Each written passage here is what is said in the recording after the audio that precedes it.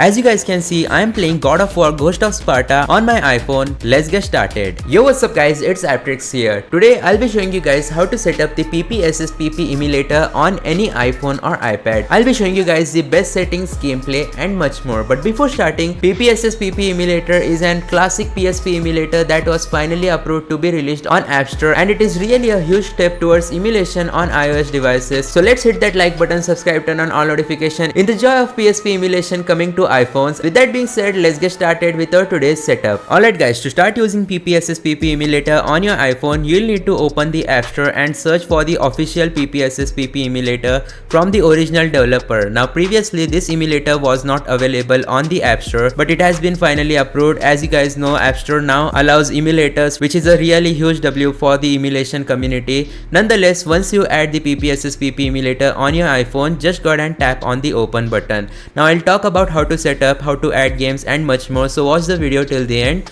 But let's start off by talking about minimum requirements. Now PPSSPP Emulator does not really need a big demand of minimum requirements. It only needs iOS 12 or above. So if your device, for example iPhone, iPad or even Apple Vision, meets these minimum requirements, then you should be good to go. Nonetheless, once you open this emulator, start off by importing your PSP games. Now for that, you'll need to import or add your PSP games from the Files app that is present on your iPhone. First of all, just go ahead and open Files app, and inside on my iPhone directory you will see an PPSSPP folder.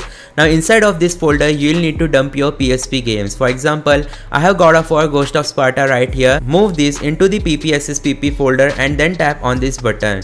Once that has been done, now we have successfully imported our PSP game inside of the PPSSPP emulator. So if we just go ahead and reopen this emulator and tap on the refresh button, you will be able to see that our God of War game is being showcased properly. And if we just go ahead and tap on the grid option, you will also see the name of the game. So that's pretty cool. And if we tap on the settings option, we'll be able to apply the best settings for this emulator. Unfortunately, the backend that has been provided in PPSSPP iOS version is only OpenGL. Now OpenGL does not really provide that great of a performance in 2024. Preferred backend is always Vulkan, but unfortunately the support for Vulkan has yet to be added. So obviously we won't be able to set rendering resolution to 8x. We can only go all the way up to 1080p PSP resolution. You can turn on auto frame skipping. Alternative speed in %, make sure to set it to 0. Once that has been done, if you are facing lagging issues, then you can enable skip buffer effects, and you can also enable lazy texture catching. It can cause text problems in few games, so make note of that. If you are facing text issues, then disable this option. Once that has been done, set the curves quality to medium. We can set the anisotropic filtering to 4x for better performance, and yeah, that's about it. Next up, you can go to the control section where you can create control mapping, add controls or remove controls. That's pretty cool. You can also set up tilt control input type, but for today's video we'll keep everything else default. Just go ahead and scroll down and make sure to enable show FPS counter as well as show speed, so that you will be able to see how well your game is actually performing. Once that has been done, we are pretty much done with setting up the PPSSPP emulator. You can tap on the settings icon if you want to increase the size of the grid, as you might be able to see in the background. It depends on your preferences, and yeah, we are now all set to emulating a PSP game. So there we go, we have all information regarding the game that we'll be emulating.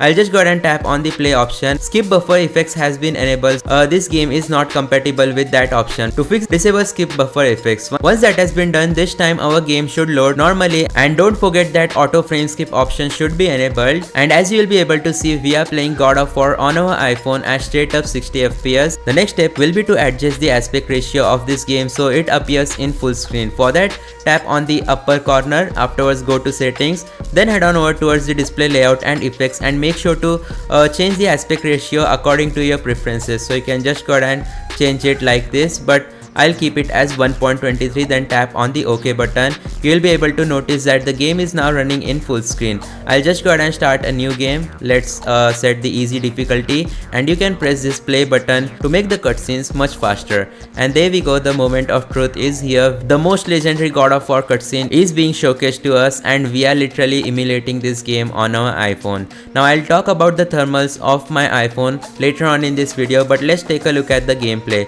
You'll be able to notice that the controls are a bit small. Anyways, it is recommended that you use an external controller if you want better gameplay results. Nonetheless, let me tell you guys the fact that your iPhone will get hotter if you are emulating PSP games. Currently my iPhone is I would say hot. It's not overheating, it's just hot. So make note of that. If you emulate PSP games for hours, then obviously your iPhone may overheat. Anyways, that's going to be it for today's video though. Thanks for watching. Make sure to hit that like button, subscribe, turn on all notification. I'll see you guys next time. Goodbye and peace out.